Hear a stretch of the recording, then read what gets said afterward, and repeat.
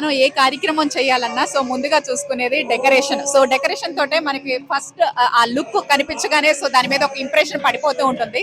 So మరి ఇక్కడ ఆటా convention కి వచ్చిన ప్రతి ఒక్కరు కూడా సో ఇక్కడ ఉన్న డెకరేషన్ ని అభినందించడం జరుగుతుంది. రకరకాల థీమ్స్ తోటి ఇక్కడ మనకి డెకరేషన్స్ దర్శనమిస్తున్నాయి. సో అవన్నీ అంత బాగా వచ్చాయంటే వినీత గారి డెకరేషన్ వల్లే. సో వినీత గారితో మాట్లాడదాం. సో తన ఈ డెకరేషన్ ఐడియాస్ ఏ విధంగా ఇంప్లిమెంట్ చేయడం జరిగింది తన మాటల్లో తెలుసుకుందాం. వినీత గారు, డెకరేషన్స్ చాలా అద్భుతంగా ఉన్నాయి ఆటా కన్వెన్షన్ లో. సో శివపార్వతుల కళ్యాణానికి సంబంధించి దీనికి అండ్ కింద కూడా మేము చాలా చూసాము. సో ఎలా ఈ ఐడియాస్ అన్ని మీయేనా లేకపోతే ఆటా టీం వారు ఇవ్వడం జరిగిందా, ఎలా జరిగింది ఇది అసలు? మాకు ఆటా టీం వాళ్ళ ద్వారానే అవకాశం వచ్చిందండి. సో మాకు 19th కన్వెన్షన్స్ ఆటా దానికి జై చెల్లా గారికి, కవిత చెల్లా గారికి చాలా థ్యాంక్ యూ మాకు ఈ అవకాశం ఇచ్చినందుకు.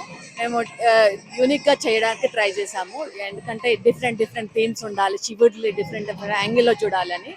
సో మాకు ఇలా ఎలిగెంట్గా చేయాలని చాలా శివుడు కూడా థ్యాంక్ యూ చాలా.